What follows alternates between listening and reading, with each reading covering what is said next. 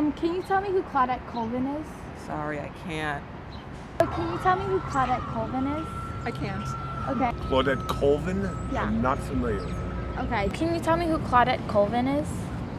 I've never heard of her. No, I don't recognize the name. Who Claudette Colvin is? I don't. Can you tell me who Claudette Colvin is? I cannot. Can you tell me who Rosa Parks is? Oh, sure. She's a major civil rights activist who was the woman who started the Montgomery bus boycott. Rosa Parks was a hero of the civil rights movement. Refused to get up from the back of the bus. Refused to move to the back of the bus. Yeah. Can you tell me who Rosa Parks is? Yes, she fought for freedom. She sat on the bus and get up and then for civil rights. Rosa Parks, African-American woman who refused to sit in the back of the bus. Rosa Parks was a woman in the 50s who wanted to sit in the front of the bus because she was tired, and someone asked her to move to the back of the bus and she refused. Rosa Parks, she's a historical figure. We often talk about her during February Black History Month, kind of stood up for African-American rights, women's rights, didn't give up her seat on the bus. Can you tell me who Rosa Parks is? She had been an activist for quite a while before, she became famous, but it was a coordinated decision that she would, on one particular day, sit in the front of the bus, on a segregated bus, when she, by law, would have had to go to the back. In Alabama, from the mid-1800s to the mid-1900s, integration was rarely permitted. Jim Crow laws were created to segregate African Americans from whites, including at drinking fountains, in public bathrooms, restaurants, schools, and on public transportation. The Jim Crow laws were supposed to be separate but equal, but resulted in less desirable facilities, inferior education, and second-class seating for African Americans. Literacy tests and residential requirements determined the right to vote, but because these were hard to achieve for African Americans, they were designed to reduce the number of African American voters, which made it harder to change such unfair laws. Claudette Colvin was born September 5, 1939 in Montgomery, Alabama during World War II and at a time of segregation in America. Her parents were Mary Jane Gatson and C.P. Austin. When she was a few months old, she went to live with her great-uncle and aunt, and later her younger sister Delphine joined them. Claudette went to school at Booker T. Washington High, which was poor and received little funding. Claudette was smart, inquisitive, and a straight-A student. On May 17, 1954, in the case of Brown v. Board of Education, the Supreme Court ruled that segregated schools did not give African American students an equal chance for good education.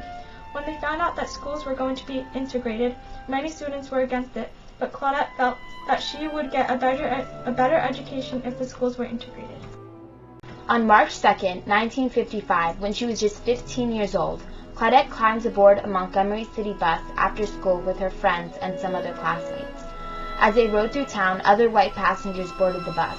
Once the bus was full, the bus driver called out, "I need those seats," expecting Claudette and her friends to move to the back so a middle-aged white woman could sit down.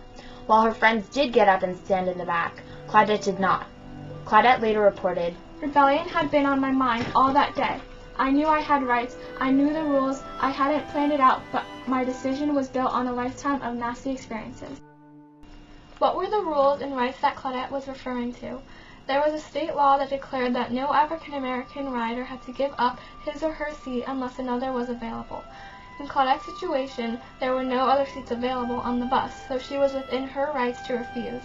In addition, the 14th Amendment to the Constitution, written in 1868 to secure the continued freedom of slaves, proclaims in Section 1, "No state shall make or enforce any law which shall abridge the privileges or immunities of citizens of the United States, nor shall any state deprive any person of life, liberty, or property without due process of law, nor deny any person within its jurisdiction the equal protection of the laws."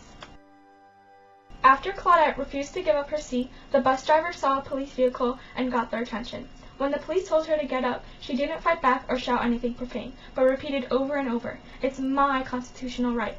Claudette later reported that the two policemen shouted at her and referred to her as a thing, and finally grabbed her hands and pulled her off the bus. They put handcuffs on her and took her to the women's prison instead of a juvenile detention center, even though she was underage.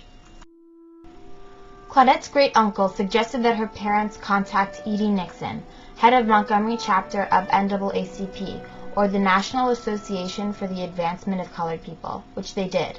Nixon then called Fred Gray, one of 2 black lawyers in Montgomery, who was just 6 months out of law school. He agreed to represent Claudette. Nixon also called 26-year-old new pastor of Dexter Avenue Baptist Church, who turned out to be none other than Dr. Martin Luther King Jr. Dr. King's efforts to seek justice for Claudette Colvin launched his political debut in the civil rights movement.